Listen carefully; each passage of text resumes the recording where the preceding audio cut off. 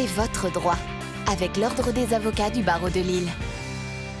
C'est votre droit sur Grand Lille TV en partenariat avec l'Ordre des avocats de Lille et aujourd'hui nous recevons Maître Louise Bargiban. Bonjour. Bonjour. On va parler avec vous des troubles anormaux du voisinage.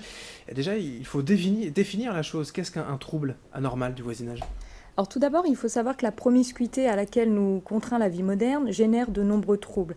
Alors il faut le dire, les troubles de voisinage sont quasiment inévitables. Alors là où la justice va intervenir, c'est à partir du moment où le trouble va présenter un caractère anormal. La Cour de cassation le répète constamment, nul ne doit causer à autrui un trouble anormal de voisinage. Alors les troubles anormaux de voisinage résultent de quoi ? Ça va être des dommages qui vont être causés par un voisin, donc par exemple des nuisances sonores ou encore des nuisances olfactives ou même des nuisances visuelles qui vont donc causer un préjudice à un voisin. Alors ce qui nous intéresse forcément une fois qu'on a défini ça, c'est que faire face à un trouble anormal de voisinage ? Alors la première des choses à faire, c'est d'entamer une démarche amiable. Alors bien sûr, vous pouvez aller parler à votre voisin parce que peut-être que votre voisin n'a pas conscience de la gêne occasionnée. Ensuite, vous pouvez lui écrire un courrier. Courrier d'abord simple, puis courrier recommandé avec accusé de réception. Bien sûr, gardez des copies de ces courriers parce qu'ils pourront être très utiles dans une future procédure judiciaire.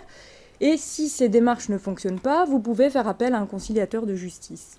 Là, ce sera une tierce personne qui pourra essayer de trouver un terrain d'entente entre vous et votre voisin. Alors ça c'est pour une phase plutôt à l'amiable, mais il y a maintenant, voilà, si ça se passe mal, des recours possibles en justice directement. Oui, tout à fait.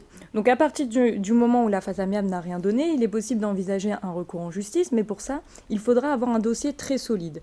Donc pour avoir un dossier complet, il va falloir réunir des preuves, puisque le demandeur a l'action à la charge de la preuve. Donc ces preuves, ça peut être des attestations par exemple de un autre voisin qui subit les mêmes préjudices, ou encore d'amis ou de la famille.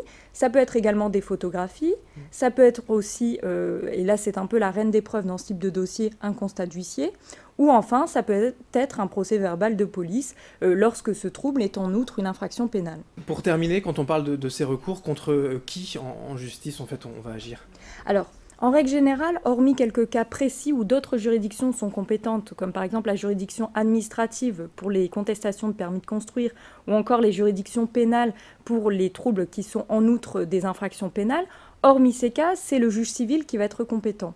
Alors, il va s'agir du juge de proximité lorsque les sommes en jeu ne dépassent pas 4 000 €. Au-delà, entre 4 000 et 10 000 €, il s'agira du tribunal d'instance. Et enfin, au-delà de 10 000 €, il s'agira du tribunal de grande instance, avec la représentation obligatoire par un avocat. Merci, Maître Louise Bargiban, donc pour avoir évoqué avec nous ces troubles anormaux du voisinage. C'est votre droit sur Grand Lille TV. C'est votre droit, avec l'Ordre des avocats du barreau de Lille.